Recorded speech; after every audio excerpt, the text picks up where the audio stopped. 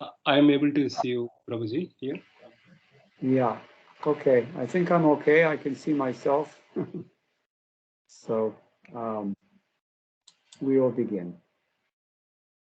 Om Ajnanathimranthasya Jnananjanashalakaya Chakshurunmilitam Yena Tasmai Shri Gurave Namaha Shri Chaitanya Manobhishtam Sthapitam Yena Bhutale Swayam Rupa Kadamahyam Dadati Swapadantikam Vandeham Shri Guroho Shri Yutaparakamalam Shri Gurun Vaishnavamscha Shri Rupam Sagrajatam Sagana Raghunatham Vitam Tam Sajivam Sadvaitam Savadhutam Parijana Sahitam Krishna Chaitanya Devam Shri Radha Krishna Padam Sahagana Lalita Shri Vishakhan Vitamscha Hey Krishna Karuna Sindho Deenabandho Jagatpate Gopesha Gopika Kanta Radha Kanta Namostute Tapta Kanchana Gaurangi Radhe Vrindavaneshwari Rishabhanusute Devi Pranamami Haripriye Vancha Kalpatarubhyascha Kripa Sindhubhya Evacha Patitanam Pavanebhyo Vaishnavebhyo Namo Namaha Jaya Shri Krishna Chaitanya Prabhu Nityananda Shri Advaita Gadadhara Srivasadi Gaura Bhakta Vrinda Hare Krishna Krishna Krishna Hare Hare Hare Rama Rama Rama Hare Hare Madgavirapi Gopala Sikuryat Kripaya Yadi Tadaiva Sambhaya Pitva Shishyayustat Priyajanaha. So today is the last of the series of Damodar Ashtakam prayers that we've been studying for this holy month of Kartik. And we'll finish up with texts number 7 and text 8. இன்று மங்களகரமான இந்த கார்த்திக் மாதத்தில் தாமோதர அஷ்டகம் ஸ்லோகங்களை பார்த்து வருகிறோம். அந்த வரிசையில் இன்று நாம் கடைசி ஸ்லோகங்களான 7 மற்றும் 8 இன்று காணவிருக்கிறோம். So he says, Kuveratmajau baddhamurtyaiva yadvat tvayamo bhakti bhajo kritao cha tatha prema bhaktim swakame prayacha namokshe groho me stidamodareha. You can translate. Yes. ஓ பகவான் தாமோதரா, குபேரனுடைய 2 மகன்களான மணிக்கிரீவன் நலக்கூவரன் நாரத முனிவரின் சாபத்திலிருந்து விடுவிக்கப்பட்டு மர உரலோடு கட்டப்பட்ட உமது குழந்தை உருவத்தினால் கவரப்பட்டு மிக உயர்ந்த பக்தர்களானார். அதே போல உமது பிரேம பக்தியை எனக்கு கொடும். இதற்காகவே நான் காத்திருக்கிறேன். வேறு எவ்வித விடுதலையிலும் எனக்கு ஆசை இல்லை. The 2 sons of Kuvera were freed by you in your form tied to the mortar. குபேரனுடைய 2 மகன்களும் உம்மால் விடுவிக்கப்பட்டுள்ளனர். உமது வயிற்றினால் அந்த கட்டப்பட்ட உரலோடு கட்டப்பட்ட அந்த உருவத்தினால் அவர்கள் விடுதலை அடைந்தனர். This is the great irony of this Leela, that Krishna himself is tied up, but his devotees are being freed. இது இந்த லீலையின் ஒரு பெரிய முரண்பாடு. தன்னை உரலோடு கட்டப்பட்டிருக்கும் போது அவரது பக்தர்கள் விடுதலை அளிக்கப்படுகின்றனர். And Tvayamochitau means that they were liberated by you. Tvayamochitau என்ற அந்த வார்த்தைக்கு பொருள் உம்மால் விடுவிக்கப்பட்டனர், விடுதலை அளிக்கப்பட்டனர். Parantu bhakti bhajao kridaucha, you also made them into your devotees. மேலும் அவர்களுக்கு விடுதலை மட்டுமல்ல, அவர்களை தங்களது பக்தர்களாக்கிக் கொண்டீர்கள். Tatha prema bhaktim swakam me pracha, please likewise grant me devotion. அதே போல இவர்களை விடுவித்து அவர்களை உமது பக்தர்களாக்கிக் கொண்டதைப் போல என்னையும் தங்களுடைய பக்தனாக்கிக் கொள்ளவும். There's no desire for liberation in me, he says. எனக்கு விடுதலையில் எந்த ஒரு ஆசையும் இல்லை. So let's see how Sanatana Goswami comments on this. சனாதன கோஸ்வாமி அவர்கள் இதற்கு எவ்வாறு விளக்கம் அளிக்கிறார் என்று இப்போது பார்ப்போம். Ittham prema visheshena paramotkanthya saha sakshat darshana prarthya tata eva sadyo jata prema bhakti visheshena tasya parama daurlabhyam manyamanas tatra cha paramopaya bhutam prema bhakti abhijnaya yadva sakrit darshane manotripti viraha dukkhottaram cha sankhya sada tad vashikaranaya prema bhakti mevaikam upayam abhijnaya atra cha paramaparadhino mama katham sa sambhaved ityashankhya Shri Bhagavad Vatsalya Mahimna Shasambhavyam api sarvameva sambhaved iti nishchitya mokshatyagena prema bhakti neva prarthyate kuvereti. In this verse beginning Kuvera, he's already prayed for a direct vision of Lord Damodar. இந்த பதத்தில் குவேரன் பகவானின் நேரடி அந்த தரிசனத்திற்கு பிரார்த்திக்கிறார். And with the supreme longing that characterizes prema bhakti, he also just now realizes by the super excellence of prema bhakti, and he considers its supreme rarity. இந்த பதத்தில் அவர் அந்த சுத்த பக்தியின் உயர்வினை அவர் உணர்ந்து இந்த பிரார்த்தனையை செலுத்துகிறார்.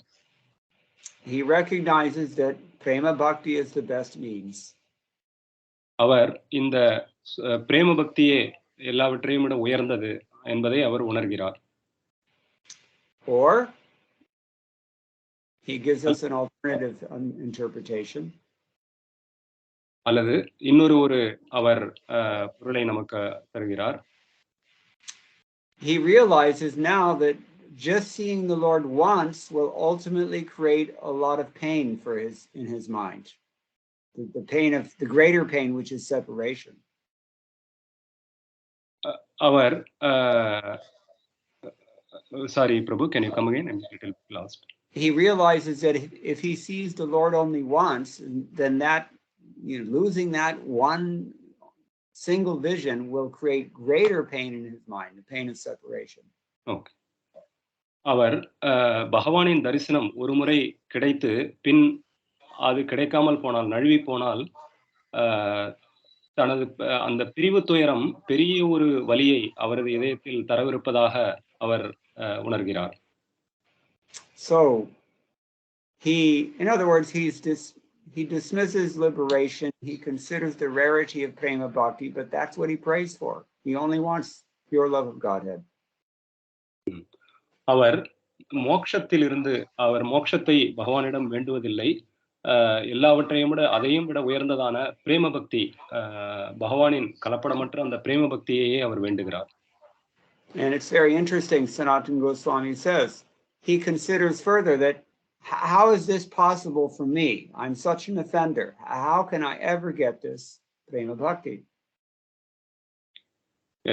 சனாதன கோஸ்வாமி அவர்கள் அவர் தனது பொருளுரையில் விளக்குகிறார், நான் பெருத்த அபராதம் செய்பவன், இந்த சுத்த பக்தி எல்லாவற்றையும் விட உயர்ந்ததான இந்த பிரேம பக்தி எனக்கு எப்படி அது கிடைக்கும் வாய்க்கும் என்று அவர் வேண்டுகிறார். But he concludes that yes, it is indeed possible even for me.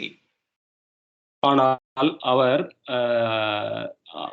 முடிவில், அந்த பதத்தின் முடிவில், இது எனக்கு கிடைப்பது, இந்த பிரேம பக்தி எனக்கு கிடைப்பது சாத்தியமே என்று ஒரு முடிவுக்கு அந்த பதத்தில் முடிவில் குறிப்பிடுகிறார். Because even those things that are impossible can become possible by the incalculable greatness that is the Lord's parental affection for us. பகவானின் அந்த வாத்சல்ய, அந்த பாவத்தின் அந்த வாத்சல்ய கருணையினால் சாத்தியமில்லாத ஒன்றும் சாத்தியமே. It's interesting here because this term is a little bit vague. Sanatana Goswami says, Shri Bhagavad Vatsalya Mahimna Chasambhavyam api sarvam eva sambhaved. Even impossible things can become possible by the great glory that is Vatsalya of Bhagavan. பகவானின் அந்த நம் மீதான வாத்சல்ய கருணையினால் சாத்தியமில்லாத ஒன்றும் சாத்தியமாக்கப்படுகிறது. So is Bhagavan the locus of that Vatsalya, or is the devotee the locus of that Vatsalya? It's not so clear. எனவே இங்கு அந்த வாத்சல்ய பாவமானது யாரை மையமாக கொண்டுள்ளது, பகவானையா அல்லது பக்தனையா, அது தெளிவாக இங்கு தெரியவில்லை. Let's read on. He says, இது தொடர்ந்து மேலும் படிப்போம். Baddhaya gopya pashayar ulukhale shrinkalitaya murtya Shri Vigrahena eveti tayor madhye swayam praveshat Paramasundara Leeladi Vishishtasya Bhagavatah Sakshat Darshana Sparshanadikam Suchitam Mochitau Shri Narada Shapat Sansaracha.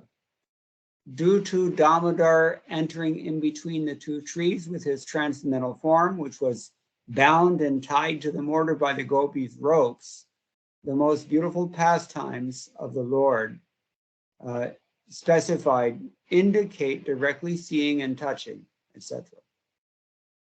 இந்த மிக அழகான இந்த தெய்வீகமான பகவானது லீலையில் பகவான் அந்த உரலில் அன்னை கோபியரின், அன்னை யசோதையின் கயிற்றினால் கட்டப்பட்டு அந்த இரு மரங்களுக்கு இடையே சென்று அந்த மரங்களை தொட்டு உரசி அதற்கிடையே சென்று வெளியே வருவது ஒரு தெய்வீகமான லீலையாக இங்கு வர்ணிக்கப்படுகிறது.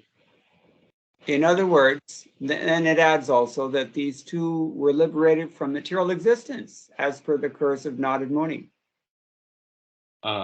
இதனுடைய இதில் உள்ள இன்னொரு பொருள், இந்த இரண்டு மரங்கள் இந்த பௌதீக பந்தத்திலிருந்து பகவானின் அந்த ஸ்பரிசத்தினால், அந்த உரசலினால் அவர்கள் விடுதலை அடைகின்றனர். Elsewhere, Jiva Goswami has explained in this regard that the very reason that Damodar chose to drag this mortar in between the two trees is so that he could fulfill the curse of Narad Muni, because that curse was actually a benediction. இன்னொரு ஜீவகோஸ்வாமி அவர்கள் இன்னொரு கிரந்தத்தில் இதற்கான விளக்கவுரையில் குறிப்பிடுகிறார், பகவான் அவர்கள் இந்த உரலை கொண்டு இந்த இரண்டு மரங்களுக்கிடையே சென்று அவர்களை இந்த பௌதீக பந்தத்திலிருந்து விடுதலை அளிப்பது நாரதரின் சாபத்தினை பூர்த்தி செய்வதற்கே ஆகும். நாரதரின் சாபம் என்பது இங்கு அவர்களுக்கு வரமாக மாறுகின்றது. And the Lord fulfilled that, the words of Narad Muni, that these two trees would be liberated and see the Supreme Lord in the most sweet way imaginable. அவர் பகவான் அவர்கள் நாரதரின் வார்த்தைகளை உண்மையாக்குகிறார். இந்த உரலால் அந்த மரத்திற்கிடையே சென்று அவர்களை இந்த பௌதிக பந்தத்திலிருந்து விடுதலை அளித்து மிகவும் ஒரு இனிமையான ஒரு நிலையால் நாரதரின் வார்த்தைகளை உண்மையாக்குகிறார். Because it's impossible for this Leela to transpire without the two sons of Kuvera actually seeing and touching the Lord, which they did. இந்த லீலையில் குபேரர்களின் அந்த இரண்டு மகன்கள் பகவானை தொடாமல் ஸ்பரிசம் கிடைக்காமல் விடுதலை அடைய வாய்ப்பில்லை. அவர்கள் விடுதலை அடைவது என்பது சாத்தியமல்ல. அவ்வாறு அவர்கள் அடைகிறார்கள். Now that is called liberation. இதுதான் மோட்சம். இதற்கு பொருள்தான் மோட்சம். What kind of moksha? Sorry, Prabhu. What kind of moksha? இது எந்த வகையான மோட்சம்? There are 5 kinds of moksha. 5 மோட்சங்கள் என்பது 5 வகைப்படும். This is samipya mukti. We're directly interacting with Bhagavan. சாமீப்ய முக்தி, அந்த மோட்சத்தில் நாம் பகவானிடம் நேரடியாக தொடர்பு கொள்கிறோம். Yes, Sanatana Goswami continues, na kevalam tavadeva parama bhaktischataabhyam dattetyaha. Not only that, but he also specifies that they were given, both of them were given prema bhakti. இங்கு அவர்கள் விடுதலை மட்டுமல்ல, அவர்களுக்கு பிரேம பக்தியும் அளிக்கப்படுகிறது. He doesn't use the word prema bhakti here, although he uses it elsewhere. Here he says parama bhakti, the supreme bhakti. இங்கு அவர் பிரேம பக்தியை குறிப்பிடவில்லை, பரம பக்தி என்ற வார்த்தையை குறிப்பிடுகிறார். அது மிகவும் உன்னதமான உயர்ந்த பக்தி. So he says directly they were given this bhakti. அவர்கள் இந்த உயர்ந்த பக்தியை அவர்களுக்கு இந்த உயர்ந்த பக்தி கொடுக்கப்படுகிறது. Bhaktim bhajatah paramasadhyatvenashrayatah nakathanchirapi tyajate iti tathatao. And the amazing thing is that these two, being sheltered by the topmost sadhya, attainment, they were liberated like this, and they were given prema bhakti without even having given anything up. இந்த இருவர் அந்த உயர்ந்த உன்னதமான இடத்தில் பகவானிடம் அடைக்கலம் பெற்று இந்த ஒரு மோட்சத்தை எதையும் இழக்காமல் அவர்கள் பெறுகிறார்கள். Evam cha prema bhaktireva dattetyabhipretam. And so, as such, it definitely suggests here that prema bhakti was simply granted to them, free. இங்கு இவர்களுக்கு அந்த பிரேம பக்தி என்பது மிகவும் சுலபமாக இலவசமாக தரப்படுகிறது. We should be so fortunate. நாம் மிகவும் அதிர்ஷ்டமானவர்களாக இருக்க வேண்டும். And that's exactly why he prays like this. Tatha prema bhakti me swakam prayatsa. Please give me that kind of benediction also. அதனால்தான் இங்கு இந்த பதத்தில் அவர் இவ்வாறு பிரார்த்தனை செய்கிறார், எங்களுக்கும் இதை போன்றே ஒரு பக்தியை மிகவும் சுலபமாக தந்துவிடவும் என்று. Athacha Shri Bhagavad Vachanam. Here is the Lord's statement from 10th canto, 10th chapter, text 42. இங்கு பாகவதம் 10வது ஸ்கந்தம் 10வது அத்தியாயம் 42வது ஸ்லோகம் மேற்கோள் காட்டப்படுகிறது. Sanjato mayi bhavo yam sita paramo bhavaha. That means, since you desire to be always absorbed in my devotional service, your desire to develop love and affection for me will be fulfilled, and you will never fall from that platform. என்னுடைய பக்தியில் எப்பொழுதும் நாட்டம் கொண்டு அதையே விருப்பமாக நீ கொண்டிருப்பதால் அதை நீ அடைவாய். எவ்வித நிலையிலும் அந்த நிலையிலிருந்து எந்த சூழ்நிலையிலும் அந்த விருப்பத்திலிருந்து அந்த நிலையிலிருந்து நீ விடமாட்டாய். Sanatana Goswami here is quoting Lord Damodar himself. Later on in this very passage, he tells these two sons of Kuvera this thing only. இந்த பதத்தில் இந்த ஸ்லோகத்தில் சனாதன கோஸ்வாமி அவர்கள் இந்த தாமோதரலிலேயே குபேரர்களின் 2 மகன்கள் அந்த விடுதலை பெற்ற அந்த தாமோதரலிலேயே மேற்கோள் காட்டுகிறார். What does he say? Since you desire to be always absorbed in devotional service, that desire will be fulfilled and you will never fall from that platform.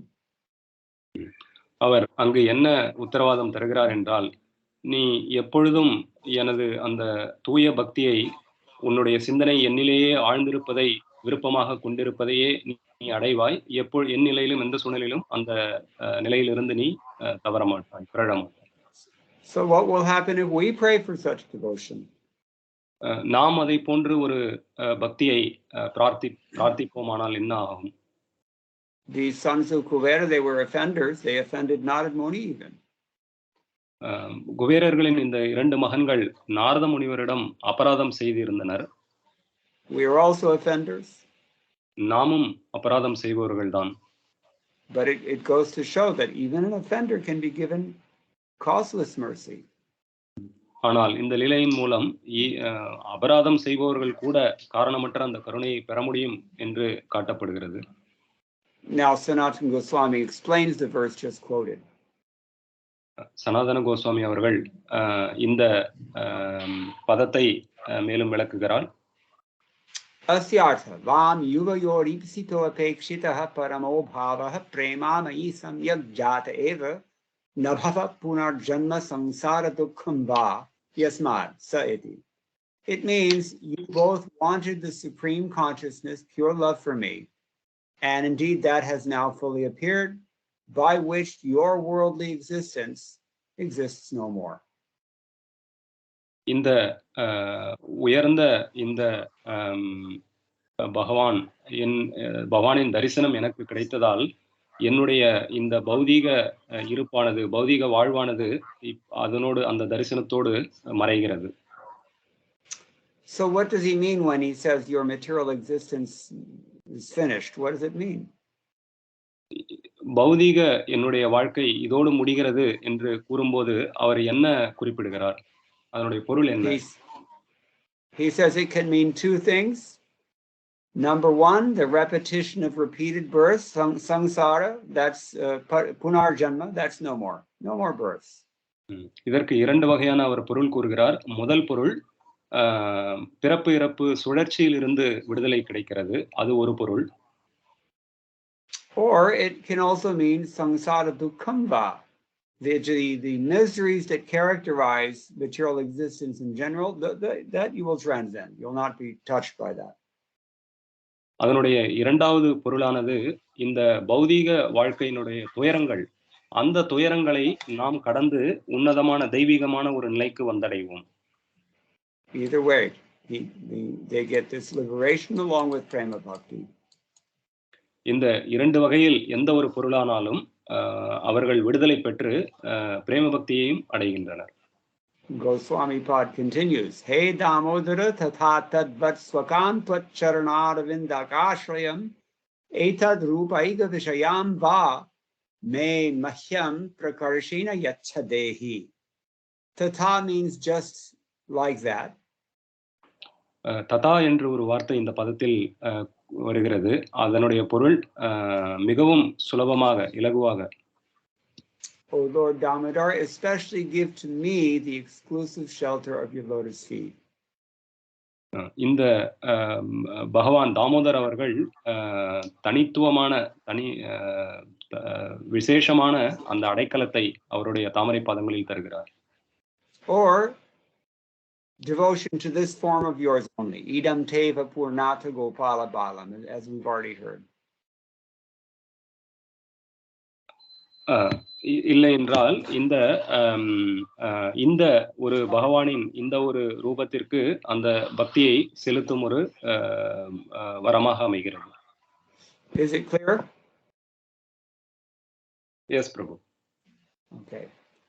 Iha asyam prema bhaktao eva mama graha agraho asti nacha mokshe graho asti. Iha in this verse here means of this, only prema bhakti is acceptable, liberation is not acceptable.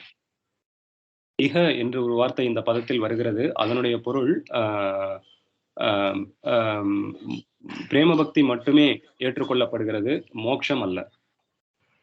He has more to say about the word iha a little bit later. இந்த இஹ என்ற ஒரு வார்த்தைக்கு மேலும் பல அர்த்தங்களை அவர் இந்த விளக்க உரையில் குறிப்பிடுகிறார். So ayam arthaha prema bhaktya samsara dhvamso bhavati ched tarhi bhavatu nama nasyat ched tarhi mastu nama tatra mamapeksho nastiti.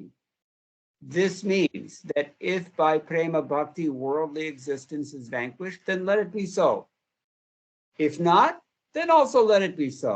It's just not my concern. இந்த பிரேம பக்தியை பெறுவதே எனது குறிக்கோளாகும். இந்த பிரேம பக்தியானது இந்த பௌதீக வாழ்க்கையினை முடிவுக்கு கொண்டு வருமேயானால் அதுவும்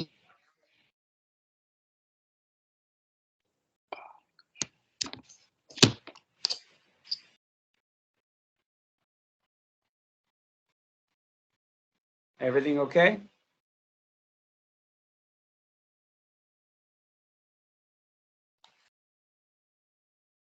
சிவகுமார் பிரபு, நீங்க பேசுறது கேட்கல. Hare Krishna, Prabhu. Can you hear me, Prabhu? I can now. Sorry, there was a power cut, Prabhu. I just came on back okay. up. Let me complete the translation. இந்த பிரேம பக்தியானது இந்த பௌதீக வாழ்க்கையை முடிவுக்கு கொண்டு வருமேயானால் அதுவும் சரிதான், அல்லது அது கொண்டு வரவில்லை என்றாலும் சரிதான். So he doesn't care. I may be liberated or I may not be liberated, but I want to see this form of yours and I want pure devotion into your lotus feet. This is what he's asking. எனவே அவர் இந்த பௌதீக வாழ்க்கையின் முடிவை பற்றி, அந்த மோட்சத்தை பற்றி அவருக்கு கவலை இல்லை. பகவானின் இந்த தரிசனமானது அது மட்டுமே அவர் பகவானிடம் சேர்க்கக்கூடிய அந்த தூய பக்தி மட்டுமே தனக்கு வேண்டும் என்கிறார். Atra gudhoyam bhavaha. He says this is now he's going to give us the the real gist of it, the confidential story behind this. இப்பொழுது இதற்கு பின்னால் உள்ள அந்த ஒரு மிகவும் ரகசியமான ஒரு விஷயத்தை நமக்கு விளக்க இருக்கிறார். Chintamano karaste sarvameva swayam setsyati kintad ekamatra tuchha dravya grahaneneti. When absolutely anything and everything is available within a touchstone in the palm of your hand, and what is the use of seeking or accepting any other insignificant object? You have a touchstone in your hand. உங்களது அந்த கற்பக விருட்சமான உங்களது அந்த கரங்களின் அந்த ஸ்பரிசத்தினை பெறுவது என்பது மற்ற எந்த ஒரு விஷயத்திற்கும் ஈடாகாது. மற்ற எந்த விஷயத்தை பெறுவதனாலும் அதனுடைய பயன்தான் என்ன? As Bilamangala Thakur used to pray that when I'm devoted unto your lotus seat, Mukti Devi herself is standing at my door waiting to render service. I have no need to chase after anything. Vilvamangala தாக்கூரர் அவர்கள் பிரார்த்திக்கிறார், நான் தங்களிடம் பகவானிடம் பக்தி செலுத்தும் போது முக்தி தேவி என்னுடைய வீட்டு வாசற்படியில் அவர் காத்திருக்கிறார். அவரை நான் பின்தொடர்வதோ அவருக்கு நான் சேவை செய்வதோ ஒரு அவசியமும் அல்ல. This is why we heard in the previous two shlokas that, what is the need of any other benediction? How, what is the use of thousands of other benedictions? Everything I have is here. எனவே இதைத்தான் நாம் முந்தைய அந்த 2 பதங்களில் பார்த்தோம். இந்த ஒரு பகவானின் ஸ்பரிசமும் அந்த தரிசனமும் கிடைக்குமே ஆனால் அதை தவிர வேறு எந்த ஒரு கோடிக்கணக்கான வரங்களினாலும் நன்மைகளினாலும் எந்த பயனும் இல்லை. Yadva, he's giving us an alternative now. Hey Damodara swakam prema bhaktim prayacha ityevam pasha baddhodara bhagavad vishayaga prema bhakti prarthanaya Nityam udare pasha bandhanagrahama shankyaha mokshe pasha bandhanat tava moshane mamagraho nastikim. He's saying, oh Damodar, please give me your own prema bhakti, your own devotional service. இவர் இங்கு அந்த 3வது வரியில் பிரார்த்திக்கிறார், ஓ தாமோதர பகவானே, தங்களது அந்த தூய பக்தியை எனக்கு தந்தருளுமாறு வேண்டுகிறேன். But hearing this, the Lord, who happens to be bound at the waist with ropes, doubtfully or fearfully, he replies, well, am I supposed to stay bound at the waist while you're praying for prema bhakti? இந்த ஒரு பிரார்த்தனையை கேட்ட பின் பகவான் தனக்குள் நினைக்கிறார், நான் இங்கு கயிற்றினால் கட்டப்பட்டு உள்ளேன். இந்த நிலையிலும் உனக்கு பிரேம பக்தியை நான் எப்படி அருள்வதா? அதை சந்தேகமாகவும் பயத்தினோடவும் பகவான் இதை நினைக்கிறார். You're already freed from material existence, but look at me. You want to leave me bound up here? நீ ஏற்கனவே இந்த பௌதீக பந்தத்திலிருந்து விடுதலை பெற்று விட்டாய். மேலும் உனக்கு என்ன வேண்டும்? So Satyavrata replies, if I'm going to accept moksha, then it is your moksha that I will accept. In other words, yes, I will free you from your ropes. இங்கு சத்தியவிரத முனி இந்த பகவானின் இந்த வார்த்தைகளை கேட்ட பின் அவர் பிரார்த்திக்கிறார், எனக்கு மோட்சம் வேண்டுமென்றால் உம்முடைய மோட்சம் வேண்டும். It's interesting, Sanatana Goswami tells us, Kagva astyeveti arthaha. This meaning is indicated by the tone of his voice, which evidently Sanatana Goswami is able to hear.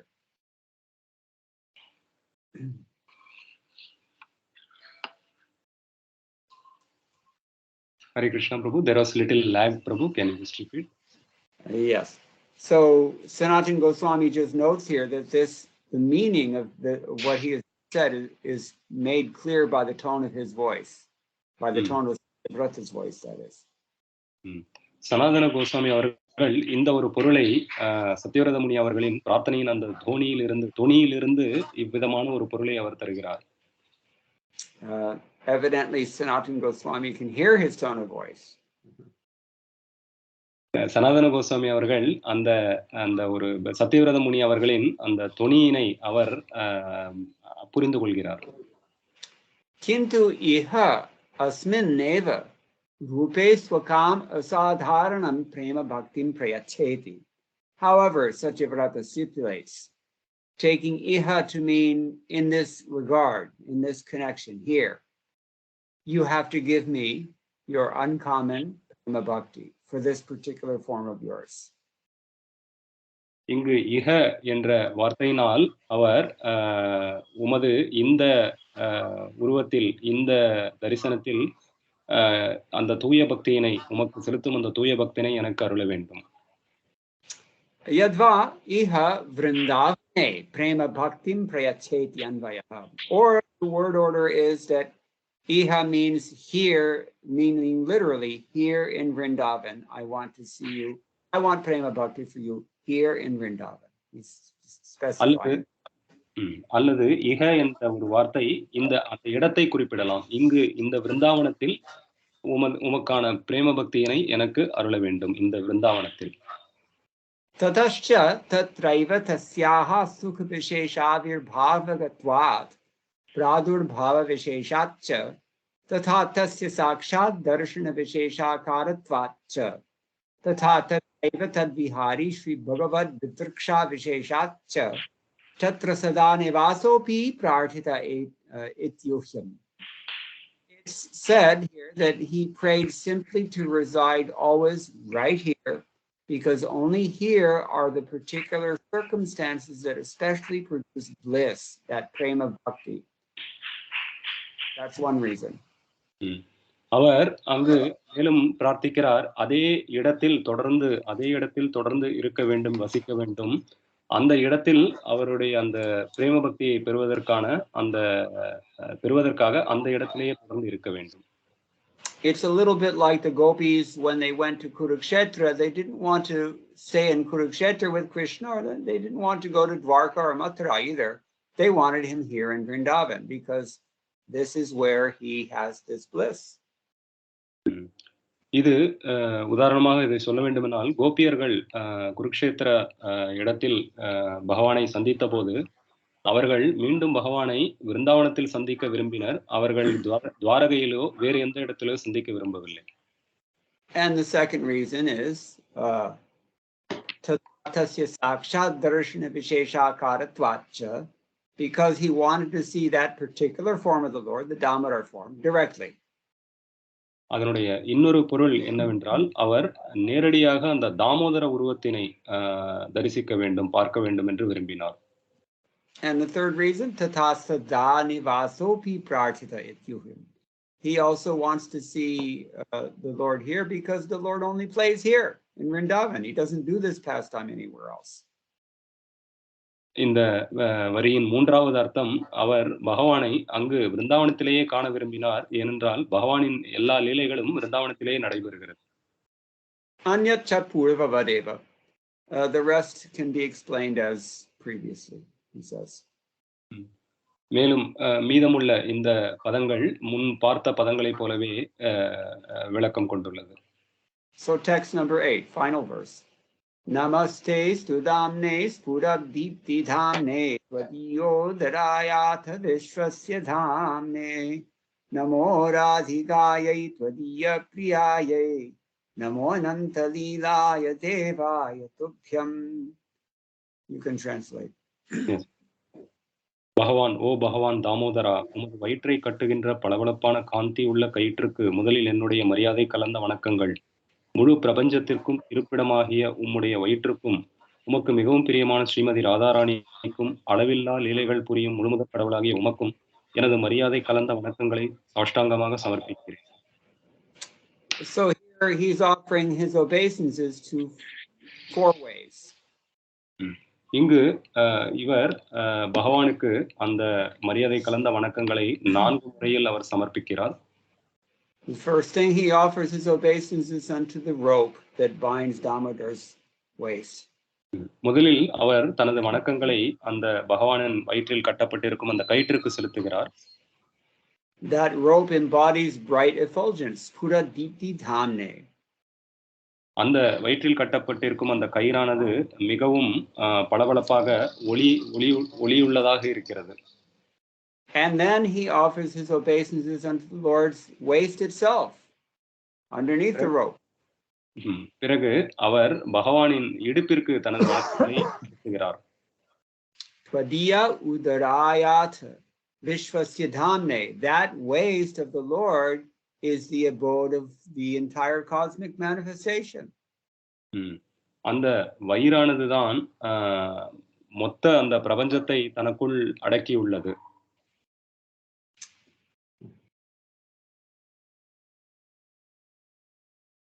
His waist contains the entire cosmic manifestation. அவரது அந்த இடுப்பு, அந்த வயிறு மொத்த பிரபஞ்சத்தை தன்னுள் அடக்கியுள்ளது. And third, obeisances unto your most beloved, that would be Srimati Radhika. மூன்றாவதாக தனது வணக்கங்களை பகவானுக்கு பிரியமான Srimathi ராதாரணிக்கு சமர்ப்பிக்கிறார். And finally, Namo Anantalilaya Devaya Tubhyam. Obeisances unto you, the God of unlimited pastimes. நான்காவதாக இறுதியாக பகவானின் அந்த எண்ணற்ற எண்ணிலடங்காத திருவிளையாடலுக்கு தனது வணக்கங்களை சமர்ப்பிக்கிறார். Now Sanatana Goswami explains each of these in more depth.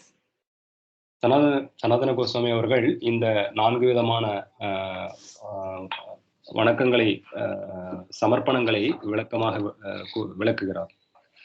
Evam stutim samapayan swaprarthita siddhaye bhakti visheshena va tadiya sadhana parikaravayava parivaradin api pratyekam prithak pranamati namastestu iti. Thus concluding his prayer for the success of his own supplication. இந்த பிரார்த்தனைகளின் இறுதியான இந்த பதத்தில் அவரது அந்த துயரங்களை முடிவுக்கு கொண்டு வரும் வகையில், in particular for pure devotional service, that's what he's praying for. குறிப்பாக அவர் அந்த தூய பக்தி அதை பிரார்த்திக்கும் வகையில் இந்த பதத்தை கொடுத்திருக்கிறார். He offers his respect one by one to his own uncommon associates, including his family members. அவர் இந்த பதத்தில் தனது வணக்கங்களை ஒரு வழக்கமாக செலுத்தாத ஒரு சில விஷயங்களுக்கு தனது வணக்கங்களை சமர்ப்பிக்கிறார். Or as Srila Prabhupada often says, to the Lord's paraphernalia. He has his entourage, his paraphernalia, his accoutrements. These things are there. பகவானின் அந்த பகவானோடு இருக்கும் அந்த விஷயங்கள், அந்த விஷயங்களுக்கு தனது வணக்கங்களை இவர் சமர்ப்பிக்கிறார். Te tava damne udara bandhanat mahapashaya namostu. Te means yours, and he's offering obeisances unto that great rope that binds your waist. இந்த கயிற்று தனது வணக்கங்களை முதலில் சமர்ப்பிக்கிறார். Katham bhutaya, what kind of great rope is that? இது எந்த வகையான அந்த ஒரு மிகச்சிறந்த கயிறு? Spurantya deepte tejaso dhamne ashrayaya evam tasyapi brahma ghana rupatabi preta athanantaram twadiyayai udaraya namostu pashabandhena tenaiva saundaryader vatsalyader balyalidadescha visheshatah prakashanat.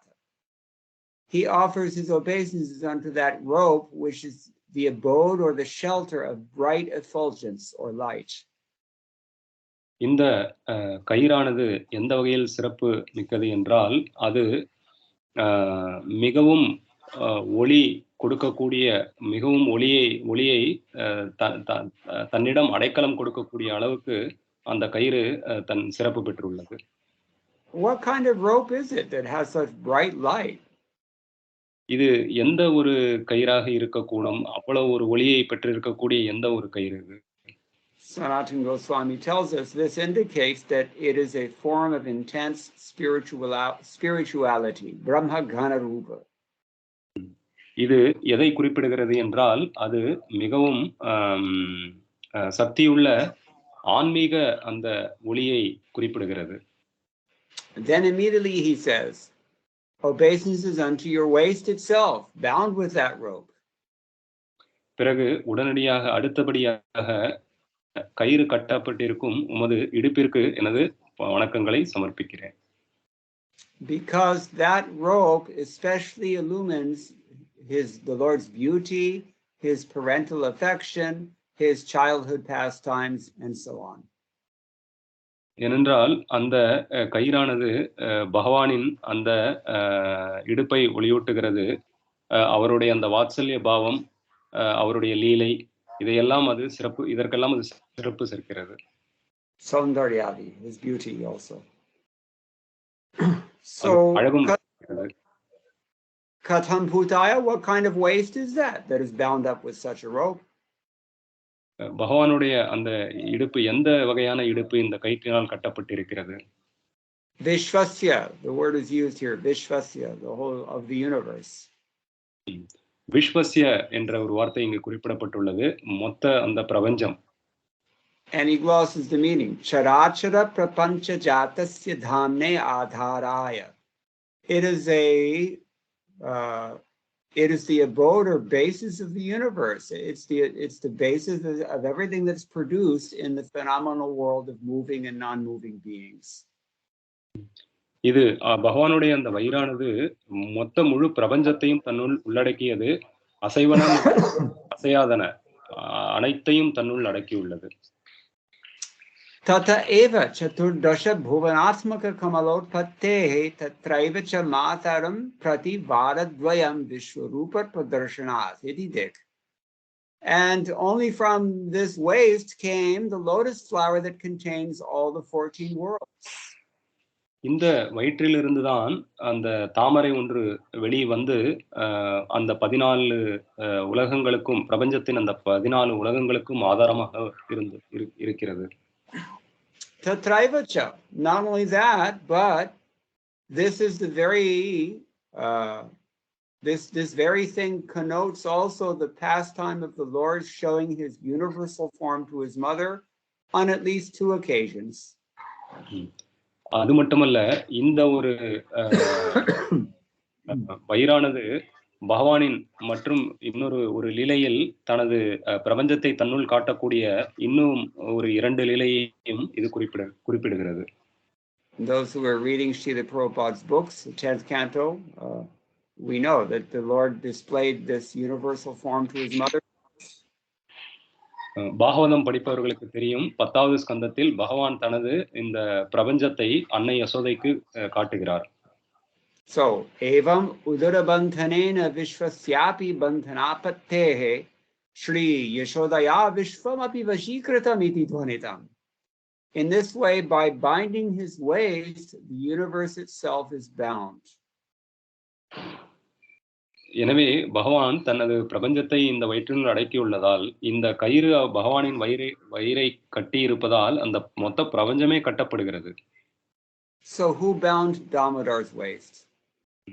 யார் இந்த தாமோதரரின் வயிற்றை கட்டுகிறார்? Mother Yashoda. அன்னை Yashoda.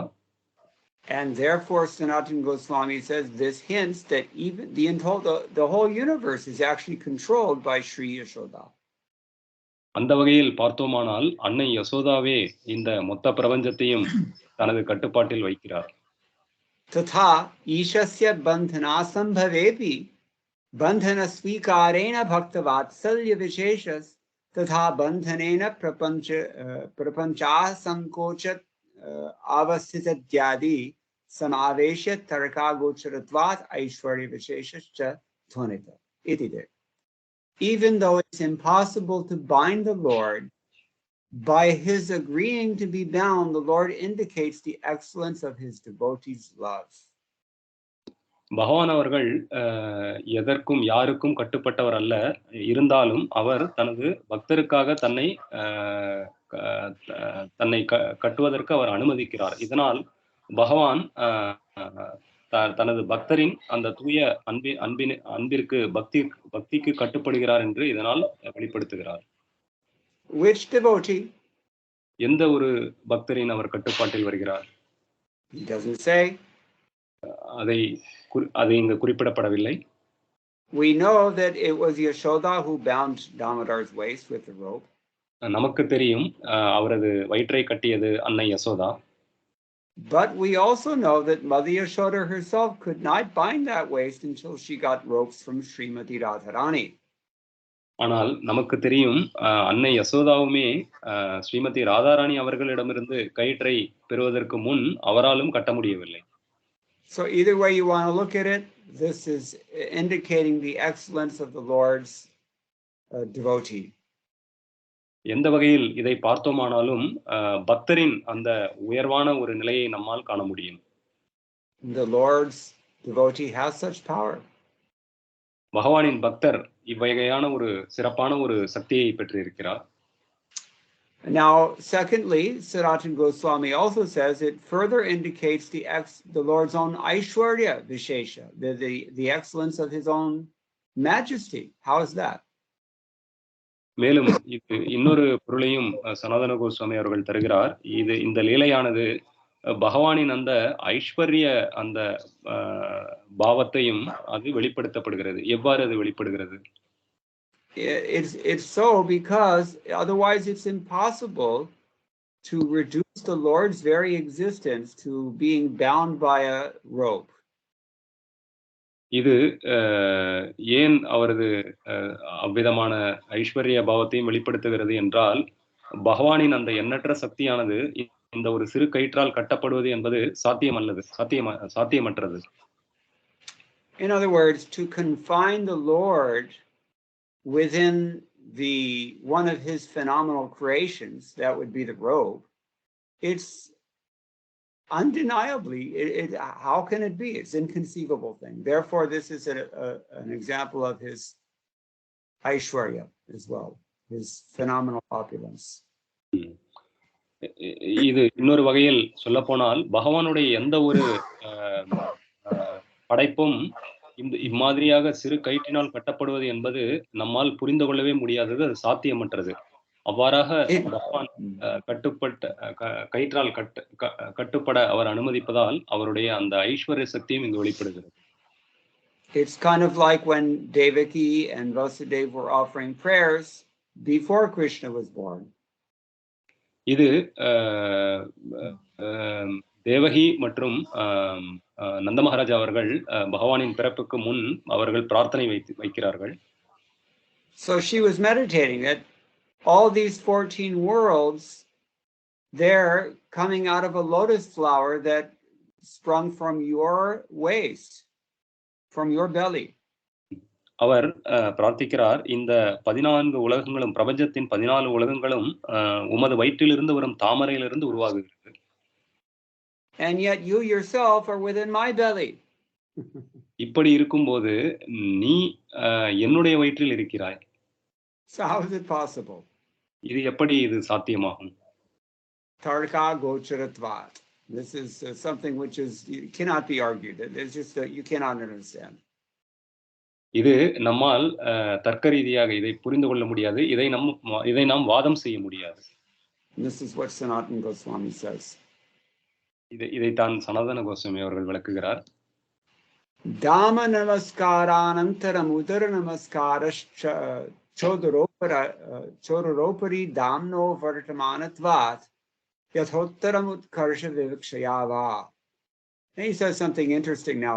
Immediately after he offers obeisance to the rope, he then offers his obeisance unto the Lord's waist, since the rope is over his waist. அவர் தனது வணக்கங்களை இந்த கயிற்றுக்கு அடுத்ததாக பகவானின் அந்த வயிற்றுக்கு தனது வணக்கங்களை சமர்ப்பிக்கிறார். Maybe he says he wants to say that the waist is more elevated than the rope.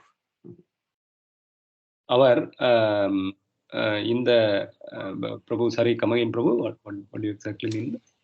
Or he wants to say indirectly that the Lord's waist is more elevated than the rope binding it. அவர் இந்த கயிற்றுக்கு தனது வணக்கத்தை சமர்ப்பிப்பதால் அந்த வயிறானது அந்த கயிற்றை விடவும் மேலோங்கி இருக்கிறது என்று அவர் நினைத்திருக்கலாம்.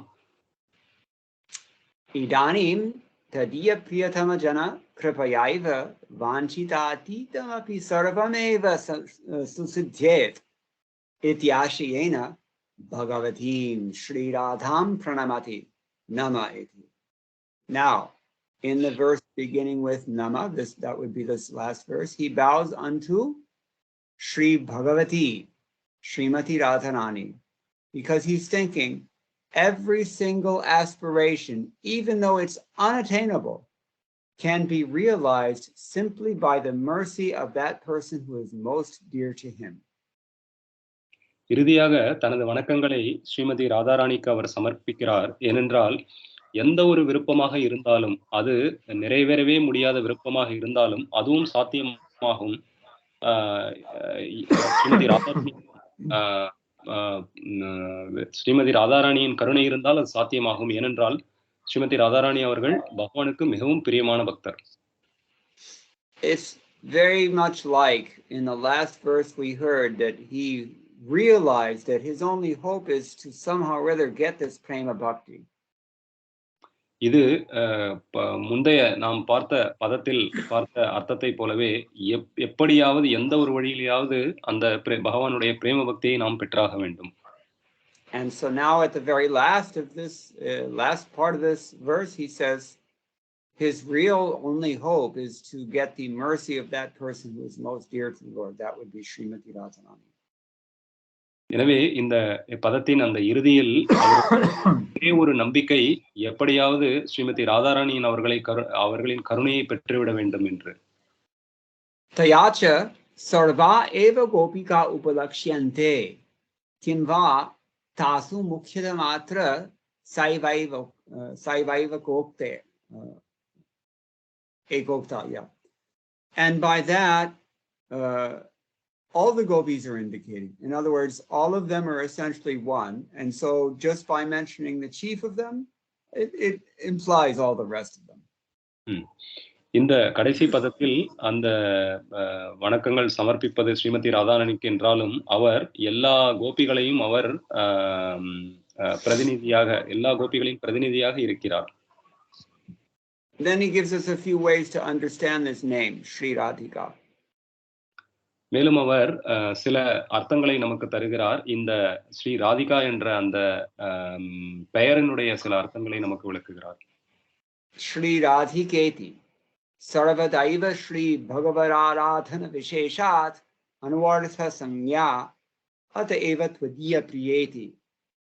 The noun, as a noun, Sri Radhika reflects her character because she in every way worships the Lord, Aradhana. இந்த பெயர் சொல், இந்த ராதிகா என்ற பெயர் சொல் அவருடைய அந்த குணநலனை விளக்குவதாக குறிப்பிடுவதாக இருக்கிறது. எல்லா வழிகளிலும் அவர் பகவானை வழிபடுகிறார், ஆராதனை செய்கிறார். And as such, the word Tvadiya means she's dear to him. Tvadiya priyeti. ஸ்வதீய என்ற வார்த்தை பகவானுக்கு மிகவும் பிரியமானவர் என்று பொருள். Yadva Radhiketi Ruhi Sanya. Or if we take just as a given name, then Radhika is simply her name. இல்லை என்றால் நாம் ராதிகா என்ற பெயர் அது ஒரு பெயர் என்று மட்டும் கூட எடுத்துக்கொள்ளலாம். Tata charadhana anapekshaya sanitya priyatvaiti. In that case, it's not because of her worship that she's named. She just simply has that name. And she is simply the Lord's eternally beloved one, most beloved one. அந்த அர்த்தத்தில் அவர் பகவானை ஆராதனை செய்பவர் என்ற பொருளில் எடுத்துக்கொள்ள வேண்டியதில்லை. அது அவருடைய பெயர் மட்டும்தான். ஆனால் அவர் பகவானுக்கு மிகவும் விருப்பமான ஒரு பக்தர் ஆவார். Tatracha tvadiya api sarve janaha priyas tat pritya yasyaha kim uta vaktavyam tvamiti. Therein too, even here, the words tvadiya priyaya mean that all of the Lord's associates are as dear to her as the Lord himself is. இங்கு துவதீய பிரியாயை என்ற வார்த்தை அதனுடைய பொருள் என்னவென்றால் பகவானுடைய அந்த சகாக்கள் எவ்வளவு பிரியமானவர்கள் என்றால் பகவான் அவருக்கு எவ்வளவு பிரியமோ அந்த அளவிற்கு. Because the Lord is so dear. ஏனென்றால் பகவான் மிகவும் பிரியமானவர். So what to speak of how dear the Lord is to her? If even all of his associates are so dear to her, this is another meaning. Tvadiya, your people, priyaye. They're most beloved to me. எனவே பகவான் எப்படி பிரியமானவரோ அதே போல அவருடைய பக்தர்களும் மிகவும் பிரியமானவர்கள். You see what he's doing. He's giving us 3-4 different ways to understand this word, Tvadiya Priya. இந்த த்வதீய பிரியாயை என்ற வார்த்தைகளுக்கு அவர் 2-3 அர்த்தங்களை நமக்கு தருகிறார். Evam tasyas tasmin prema visheshaha suchitaha. In this way, the excellence of her pure love of Godhead, prema, is very nicely expressed. இந்த வார்த்தைகளின் மூலம் ஸ்ரீமதி ராதாராணி அவர்களின் அந்த உயர்ந்த அந்த அன்பு பக்தி வெளிப்படுத்தப்படுகிறது.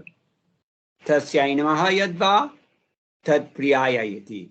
It means obeisances unto your dear one, or tad priyaya means unto her. இது இந்த வணக்கங்கள் அவருக்கு மிகவும் பிரியமானவர் என்ற அர்த்தத்திலும் எடுத்துக்கொள்ளலாம், அல்லது அவருக்கு அந்த பக்தைக்கு என்றும் எடுத்துக்கொள்ளலாம்.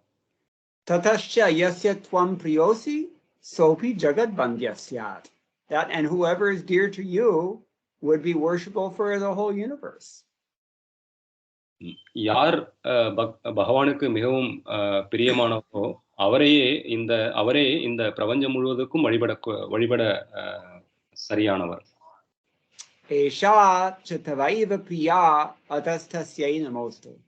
And she is your most dear one, your only dear one. So obeisance unto her.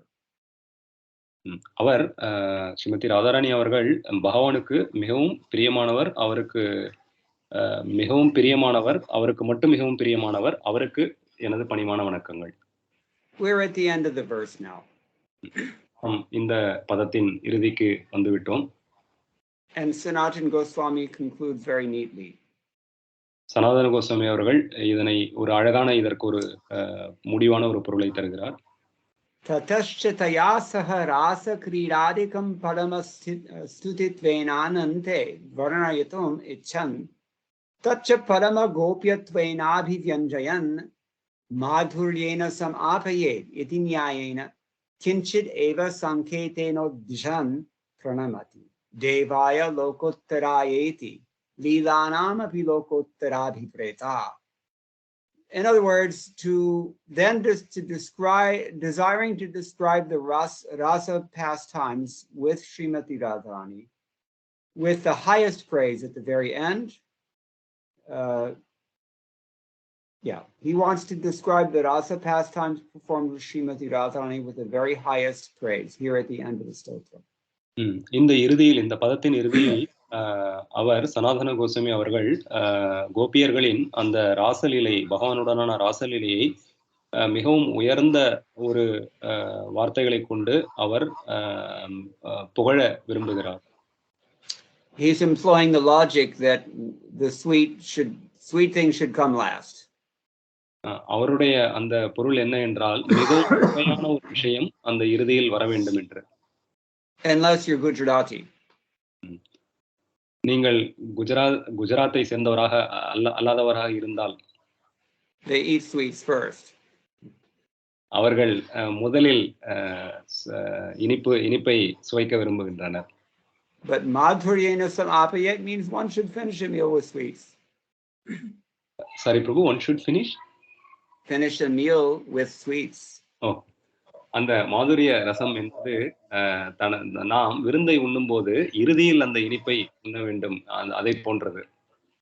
So he also wants to indicate that this is very confidential, and so he only offers his obeisances indirectly, just revealing some little hint of what he really means. எனவே இந்த லீலையானது மிகவும் ஒரு ரகசியமான ஒரு விஷயம் என்பதால் அதற்கான ஒரு குறிப்பை மட்டும் தந்து அதை இந்த இறுதியில், அந்த பிரார்த்தனையின் இறுதியில் அதை வைத்திருக்கிறார். Devaya, he doesn't even mention Krishna's name here. அங்கு இந்த பதத்தின் இறுதியில் தேவாய என்று குறிப்பிடுகிறார், அங்கு கிருஷ்ணரின் பெயரை கூட அவர் குறிப்பிடவில்லை. He mentioned Radharani's name, but to mention Krishna's name so close would be dangerous. அவர் ஸ்ரீமதி ராதாராணியின் பெயரை குறிப்பிட்டுவிட்டு பகவானின் பெயரை மிக நெருக்கமாக குறிப்பிடுவது ஆபத்தானது என்று நினைக்கிறார். After all, they're not supposed to have a relationship according to some. ஏனென்றால் அவர்கள் இருவருக்கும் இடையே எந்த ஒரு உறவும் இருக்கக்கூடாது என்று சிலர் நினைக்கிறார்கள். This is all kept secret from the parents. இது மிகவும் ரகசியமானதை காட்டிலும் ரகசியமானதாக குறிப்பாக பெற்றோரிடம் ரகசியமாக வைக்கப்படுகிறது. And even from the world of mundaners as well. பெற்றோருக்கு மட்டுமல்லாமல் இந்த பௌதிக உலகின் ஒரு சாதாரண பார்வையில் இருந்தும் இது ரகசியமாக வைக்கப்படுகிறது. So sanketeno dishan pranamati. He offers his obeisance only indirectly hinting what he really means. எனவே அவர் இந்த பதத்தின் இறுதியில் அவர் அந்த வணக்கங்களை இந்த ஒரு ரகசியமான ஒரு லீலைக்கு ஒரு குறிப்பை மட்டும் தந்து அதற்கு தனது வணக்கங்களை சமர்ப்பிக்கிறார். So what does devaya here mean? இங்கு தேவாய என்ற சொல் எதனை குறிக்கிறது? Lokottaraya, someone who is above this mundane realm. That would be Krishna. இங்கு தேவாய என்ற சொல் யார் ஒருவர் இந்த சாதாரண உலகங்களுக்கு தாண்டி மேலாக உள்ளாரோ அவரை குறிக்கிறது. அது கிருஷ்ணர்.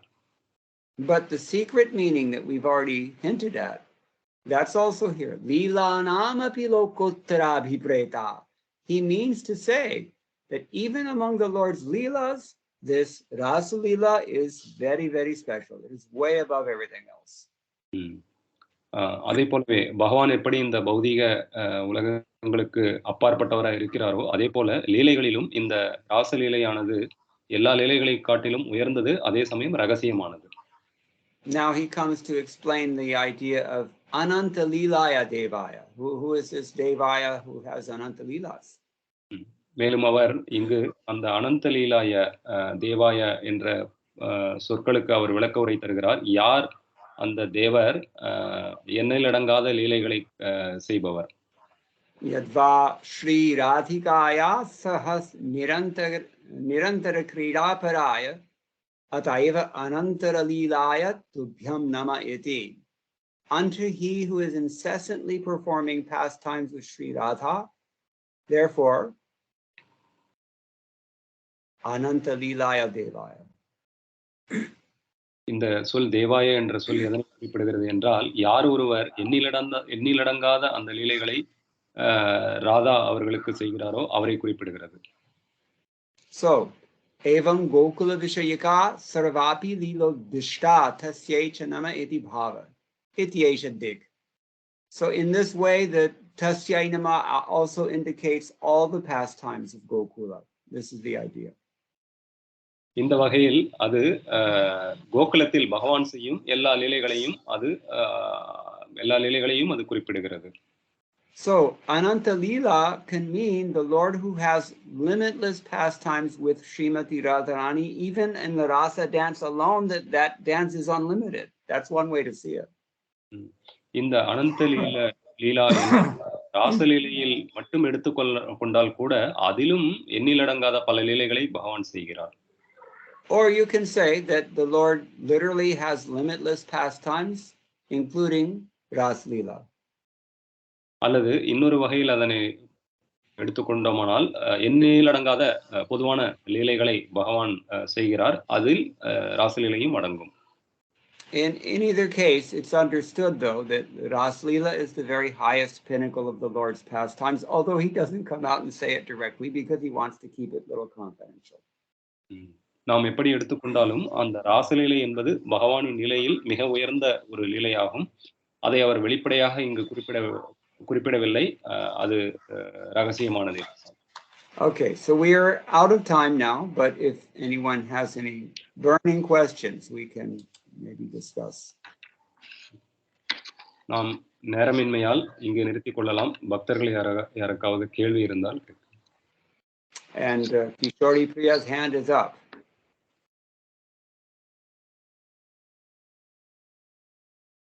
Hare Krishna, Prabhuji, Dandavat Pranam, Jai Shri Prabhupada. Burning question. I've been waiting to ask this for 2 years now.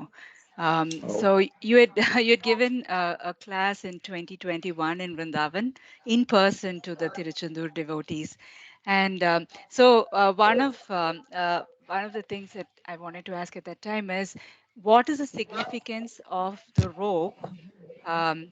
You had indicated that it belongs to Srimati Radharani, binding all of us within the belly of the Lord.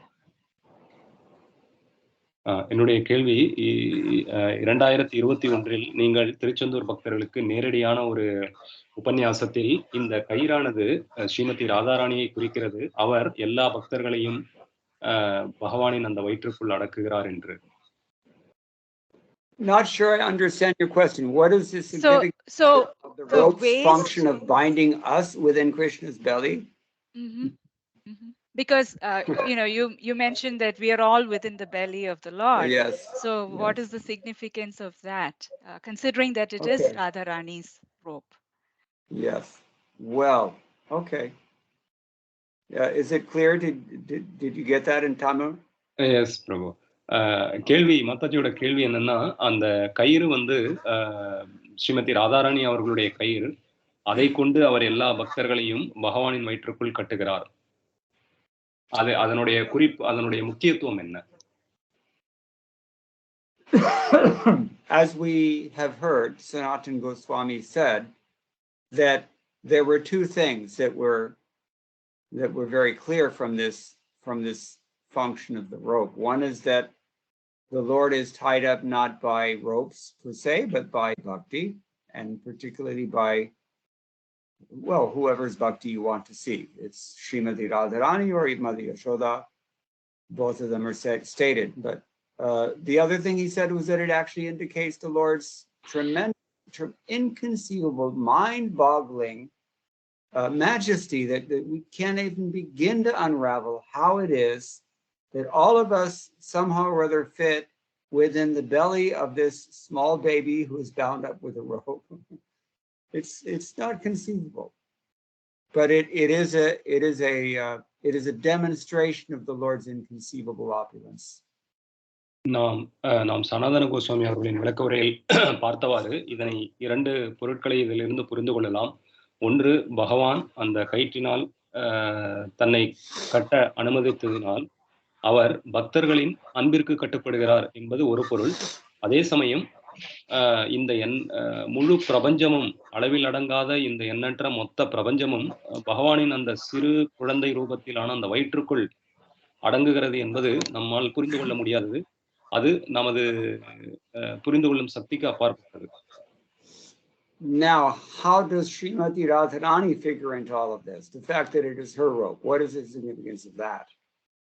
இப்பொழுது அந்த கயிறு ஸ்ரீமதி ராதாராணி அவர்களுக்கு உரியது என்பது அதிலிருந்து என்ன பொருள் புரிந்து கொள்ளலாம்? This is a little bit difficult to explain very simply. இது மிகவும் சுலபமாக விளக்குவது என்பது கடினம். I like to quote from Madhvacharya's Dwadasha Stotra, one verse which illustrates the position of Lakshmi Devi. நான் மத்வாச்சாரியார் அவர்களுடைய ஒரு கிரந்தத்திலிருந்து அன்னை லக்ஷ்மி தேவியை பற்றிய ஒரு குறிப்பை இங்கு மேற்கோள் காட்ட விரும்புகிறேன்.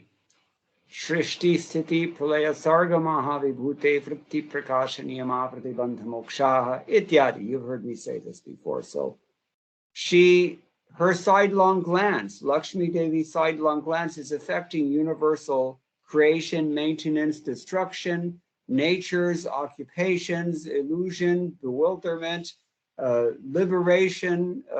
Everything is affected by her mere glance. And that Lakshmi is just a small expansion of Srimati Radharani. இங்கு லக்ஷ்மி அவர்களுடைய அந்த ஒரு பார்வையினால் படைப்பு, காத்தல், அழித்தல், அங்கு இருக்கும் இயற்கை, ஜட இயற்கை, அங்கு நடக்கும் தொழில்கள், அங்கு பிரபஞ்சத்தில் உள்ள வாழ்க்கை, இதனுடைய மோட்சம், விடுதலை போன்ற எண்ணற்ற விஷயங்களும் நடக்கிறது லக்ஷ்மி தேவி அவர்களுடைய ஒரு சிறு பார்வையால். அப்படிப்பட்ட அந்த லக்ஷ்மி தேவி ஸ்ரீமதி ராதாராணியின் ஒரு விரிவங்கம் ஆவார். In her ontological form, Lakshmi Devi is the Lord's eternal consort in Vaikuntha. Lakshmi Devi அவர்கள் பக்தின் அந்த நித்தியமாக அவர் வைகுந்தத்தில் இருக்கிறார். And her expansion in the material world is Durga Devi. அவருடைய விரிவங்கம் என்பது பௌதீக உலகத்தில் துர்கா தேவியாக அவர் விரிவடைகிறார். And therefore we hear something very similar about Durga Devi within the material tabernacle only. எனவே நாம் அன்னை துர்காவை பற்றி பௌதிக உலகத்தை பொறுத்தவரை அதே போன்ற ஒரு சில பொருட்களை நாம் கேட்கிறோம். Srishti Siti Pralaya Sadhana Shakti Rega Chayava Yasya Bhuvanani Vibharti Durga Ichanu Rupamapi Yasya Cheshtate Sa Govindam Adi Purusham Tamaham Bhajami. She is affecting all these things. Durga Devi, just a small material mundane expansion of Lakshmi Devi, who is herself but an expansion of Srimati Radharani. Ultimately, Sri Radharani has us all sewn up.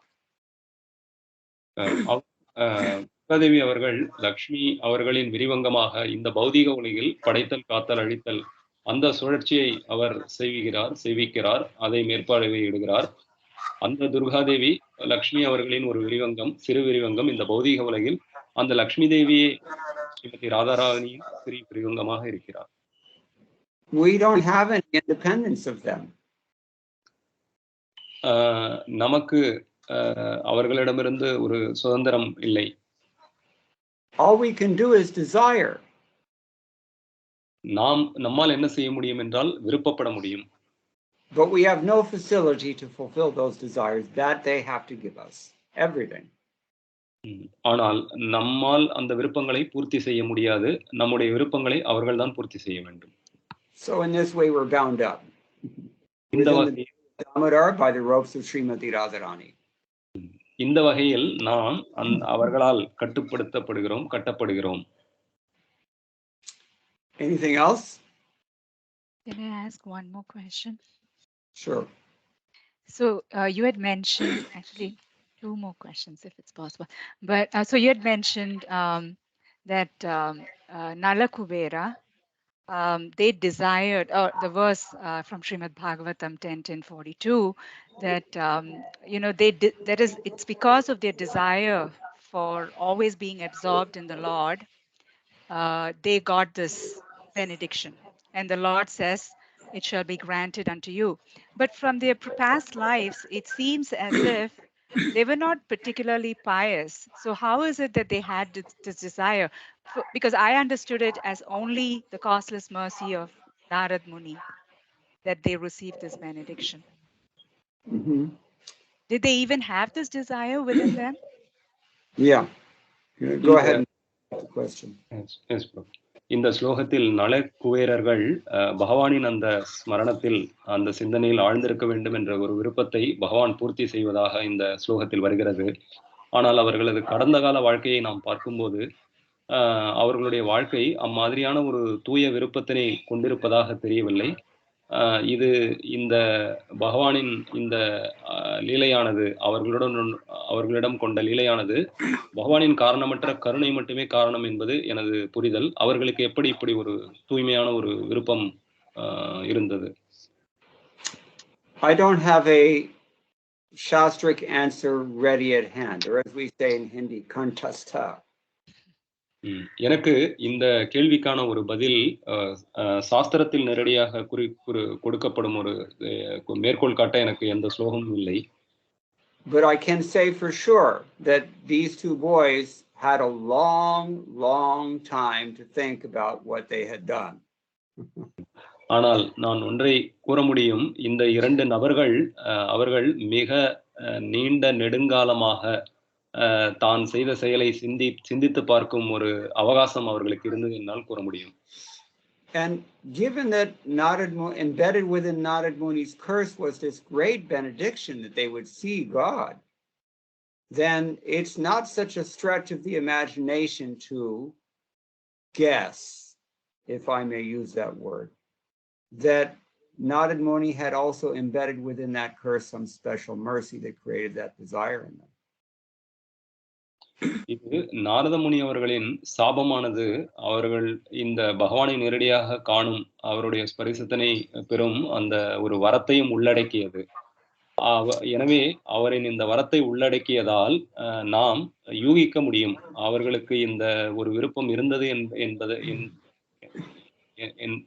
என்று நம்மால் யூகிக்க முடியும். Again, I don't have this authoritative answer. So, we don't like to speculate, and that's in effect what I'm doing right now. But, the fact of the matter is that they had a long time to think about it, and I would imagine that they did. ஆனால் எனக்கு சாஸ்திரத்தில் இருந்து மேற்கோள் காட்ட எந்த ஒரு ஸ்லோகம் இல்லை. ஆனால் அவர்கள் நான் குறிப்பிட்டது போல நீண்ட கால அவகாசம் அவர்கள் செய்த செயலை நீண்ட கால அவகாசம் அவர்கள் சிந்தித்து பார்ப்பதற்கு அவர்களுக்கு அவகாசம் இருந்தது. You have to consider what Krishna says in Bhagavad Gita about his function of Paramatma. நாம் இங்கு பகவான் அவர்கள் பரமாத்மாவாக என்ன செயலை செய்கிறார் என்று நினைத்து பார்க்கலாம், சிந்தித்து பார்க்கலாம். He actually says several things about what he does as Paramatma in Bhagavad Gita. அவர் பகவத்கீதையில் பரமாத்மாவாக எந்த ஒரு செயல்களை இவ்விதமான செயல்களை செய்கிறார் என்று பல செயல்களை செய்கிறார், அதை அவர் குறிப்பிடுகிறார். He's watching over us. He's giving us permission to do what we want. He's supplying us intelligence. He's supplying us bewilderment according to our desire, as we wish. But the point is that Paramatma is never inactive. He's always working on us. This is what we have to consider. அவர் பரமாத்மாவாக நமது இதயத்தில் இருந்து நம்முடைய விருப்பத்தினை பூர்த்தி செய்கிறார். நாம் செய்ய விரும்பும் செயல்களை செய்ய அனுமதிக்கிறார். இதை போன்ற பல அவர் விஷயங்களை அவர் செய்கிறார். அவர் செயலற்றவராக இருப்பவர் அல்ல. And if one has any sincerity whatsoever, then Krishna is going to focus on that and try to develop that. யாருக்காவது ஸ்ரத்தையோடு அவரிடம் பக்தி செய்வதற்கான ஒரு விருப்பம் இருந்தால் அதையும் அவர் கண்காணித்துக் கொண்டிருக்கிறார். So it stands to reason then that while the sons of Kuvera were sitting there as trees for God only knows how many centuries, that Paramatma must have been bugging them from time to time. That, you really should think about, the direction of your life, and maybe you should turn to God, and in this way, this may have created the desire as well. எனவே இந்த குவேர அந்த மகன்கள் மரத்தின் உருவத்தில் பல நெடுங்காலமாக இருந்தபோது நிச்சயமாக பகவான் பரமாத்மாவாக அவர்களது இதயத்தினில் அமர்ந்து நீங்கள் செய்த செயல் அது சரியானதா, அது தகுந்ததா என்று அவர்களுக்கு கண்டிப்பாக உணர்த்தி இருப்பார். அப்படி அவர் உணர்த்துவதால் அவர்கள் பகவானை தரிசிக்கும் அந்த விருப்பத்தினை அவர்கள் பெற்று இருக்கலாம். Paramatma is not so crass as a nagging wife. பரமாத்மா என்பவர் நம்மை எப்பொழுதும் நச்சரிக்கும் மனைவியை போன்றவர் அல்ல. But he's every bit as pushy. ஆனால் அவருடைய எந்த ஒரு செயலும் நம்மை அவரை நோக்கி அழைத்து செல்கிறது, தள்ளுகிறது. The Western poets and theologians talk about the still small voice within of our conscience or of God. Prabhu, still small? A still and small voice, yes. Okay. God is still small voice, you mean, Prabhu? Means very quiet, peaceful. Sorry, Prabhu, I didn't quite get it. It's poetry, that's why you don't understand. He speaks in very subtle hints and, very, very softly, you can say like that. Okay. இது மேற்கத்திய நாடுகளின் சில பாடலாசிரியர்கள் எழுதுவது பகவான் அவர்கள் மிகவும் சூக்ஷ்மமாக நமது இருதயத்தில் அமர்ந்து அவர் நமக்கு விஷயங்களை புரிய வைக்கிறார், வெளிப்படுத்துகிறார். He taps us on the shoulder from time to time with some idea that maybe you should turn to God. அவர் வெவ்வேறு காலகட்டங்களில் நம்மை அவரிடம் திருப்பி பார்ப்பதற்காக அவர் வெவ்வேறு விஷயங்களை செய்கிறார். It's said that a dignified person speaks in public only once what has to be said. இந்த ஒரு மேற்கோள் கொடுக்கப்படுகிறது. ஒரு கௌரவமான ஒரு நபர் பொதுவெளியில் ஒரு விஷயத்தை ஒரு முறை மட்டுமே சொல்வார். So Paramatma is like this. பரமாத்மா என்பவரும் அதை போன்றே. He speaks very softly. He doesn't often repeat himself, but he's always saying something. பரமாத்மா அவர்களும் நம்முள் இருந்து மிகவும் மிகவும் பொறுமையாக மிகவும் அமைதியாக இலகுவாக அவர் விஷயங்களை நமக்கு சொல்கிறார்.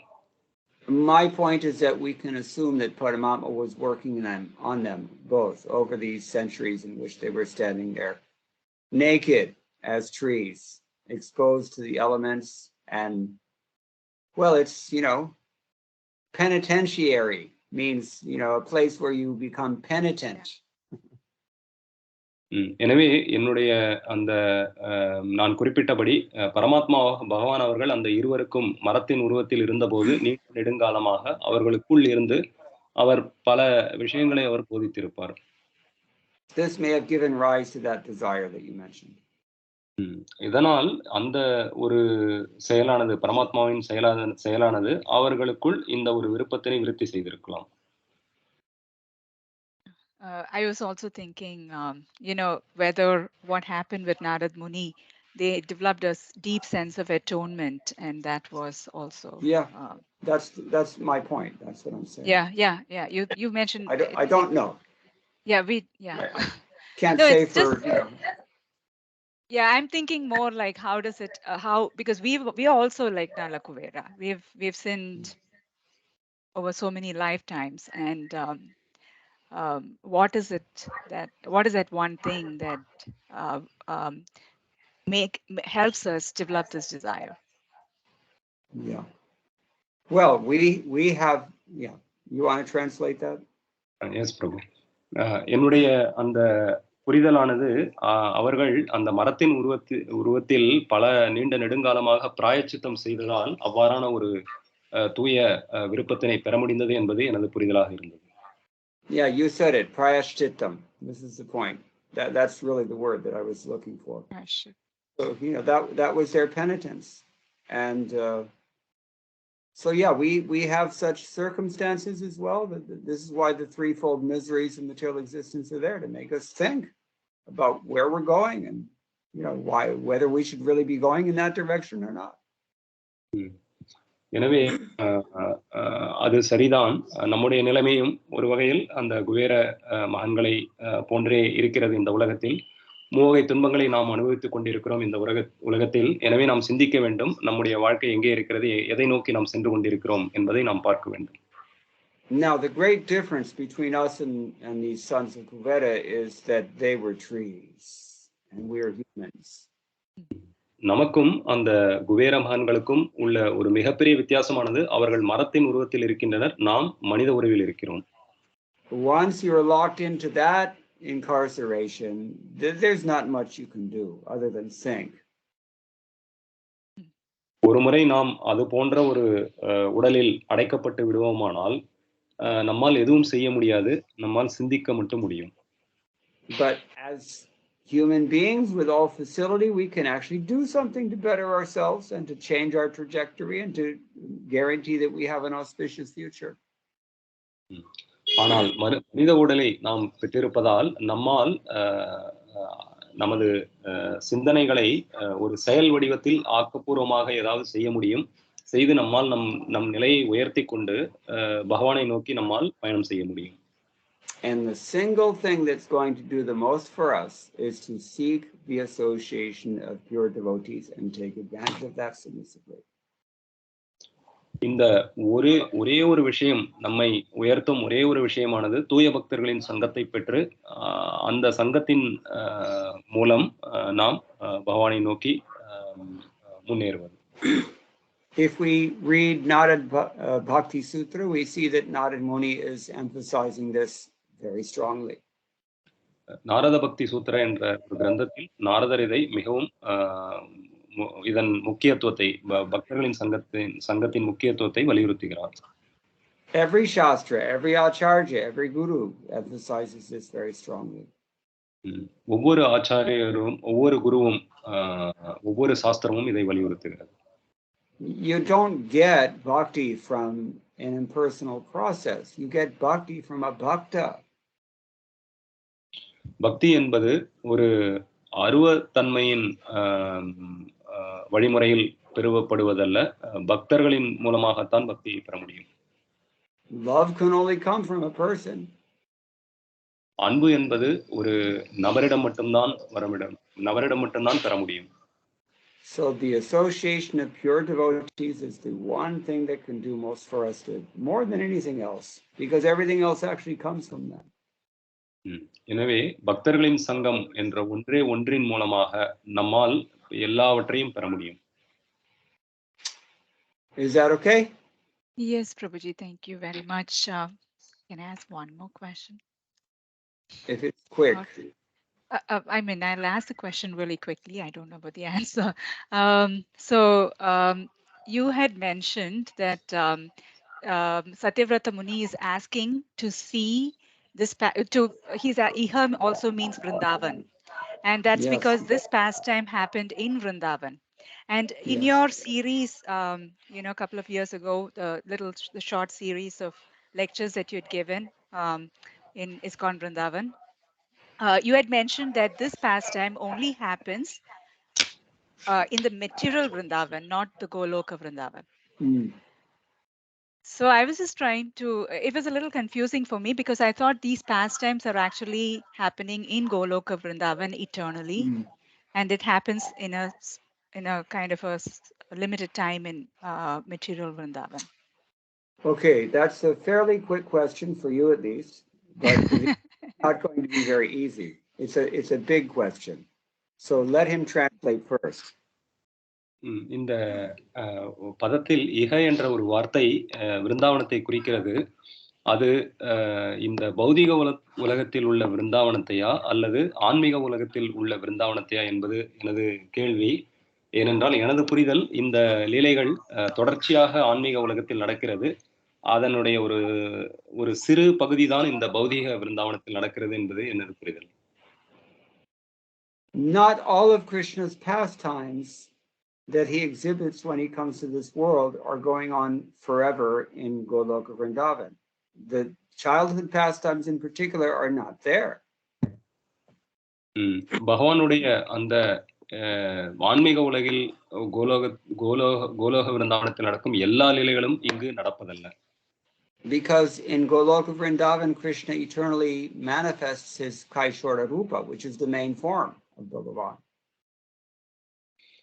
ஏனென்றால் கோலோக விருந்தாவனத்தில் பகவான் அவர்கள் தனது ஐஸ்வர்ய ரூபத்தை அங்கு வெளிப்படுத்துகிறார். And even the conception of the Lord's childhood is also there, and in a strange way, everybody remembers pastimes that never happened there. His childhood pastimes. பகவானுடைய அந்த குழந்தை பால்ய பருவ திருவிளையாடல்களானது அங்கு நடக்கவில்லை என்றாலும் அங்கு இருக்கும் எல்லோரும் அதை நினைவு கூறுகிறார்கள்.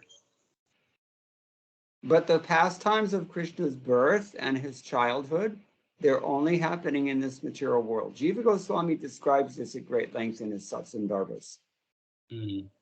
ஜீவ கோஸ்வாமி அவர்கள் மிகவும் விளக்கமாக அவர் விவரிக்கிறார். பகவானுடைய அந்த பால்ய ரூப லீலைகளானது இந்த பௌதிக உலகில் உள்ள விருந்தாவனத்தில் மட்டுமே நடக்கிறது.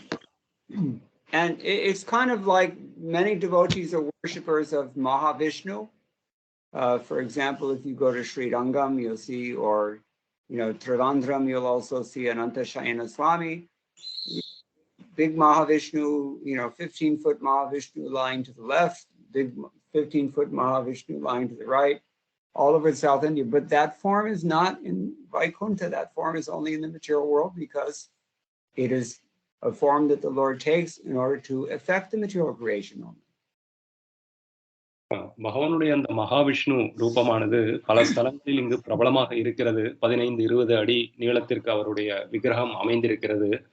ஆனால் அந்த ஒரு வடிவமானது பகவான் இந்த பௌதிக உலகத்தை படைப்பதற்காக மட்டுமே எடுக்கின்றார். So not all of the Lord's forms are eternally in the spiritual world. Only his Kaishora Murti and the Leelas performed by the Lord at that age. They're there. In Krishna Loka, that is to say. ஆகவே பகவானுடைய But the conception remains.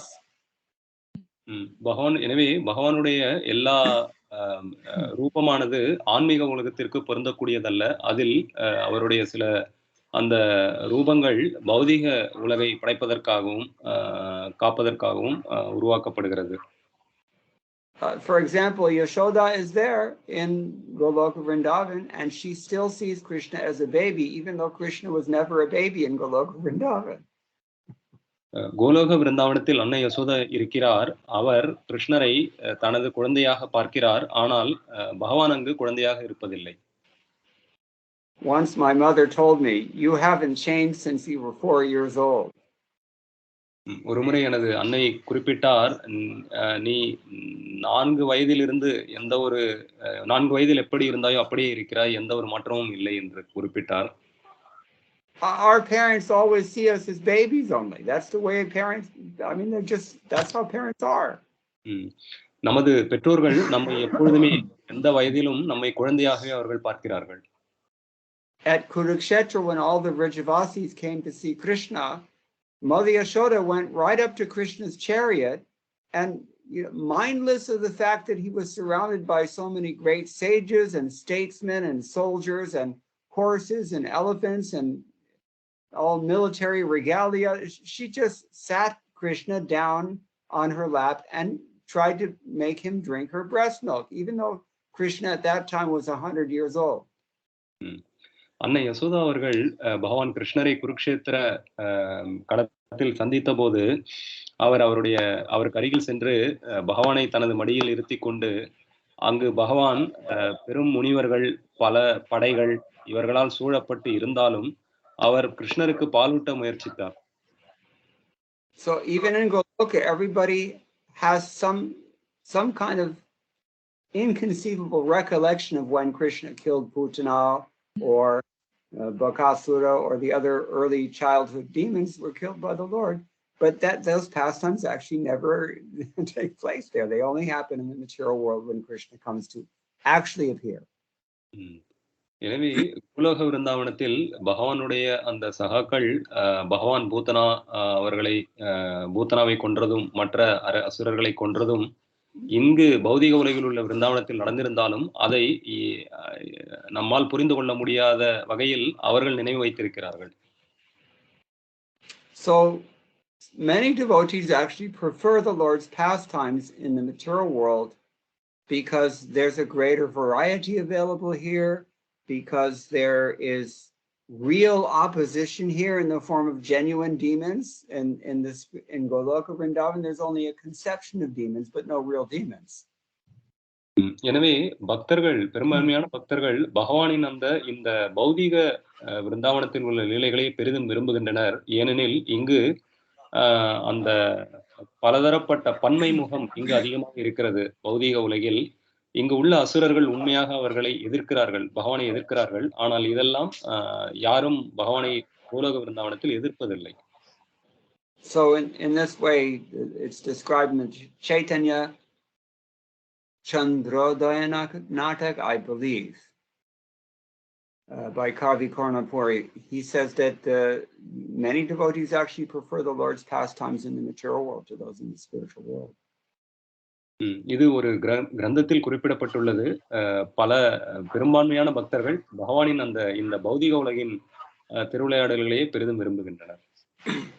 It's something like the Christians say, you're preaching to the choir when you're in Goloka Vrindavan.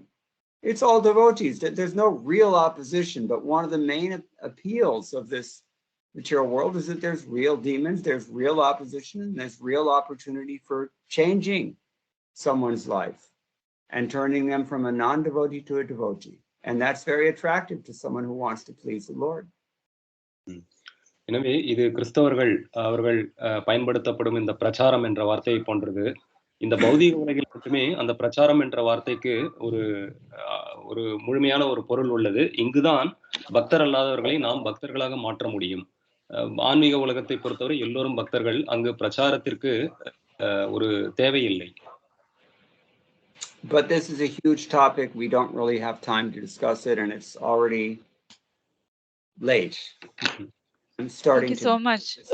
So Thank you so much, Prabhuji. You explained it very nicely. Thank you so much. Okay, Hare Krishna. so thank you all very much. All glories to Srila Prabhupada. Vanchakapatarubyascha पंचाकल्पतरुभ्यश्च कृपा सिन्धुभ्यो Paritanam पतितानां Bhavanebhyo वैष्णवेभ्यो Vaishnavebhyo Namo Namah. Hare Krishna. हरे कृष्णा शिला प्रभुपाद की जय press Mukund Dutt Jai. प्रभु की जय श्री दामोदर अष्टकम की जय हरे Krishna Gaur Bhakta Vrinda Ki Jai. Hare Krishna.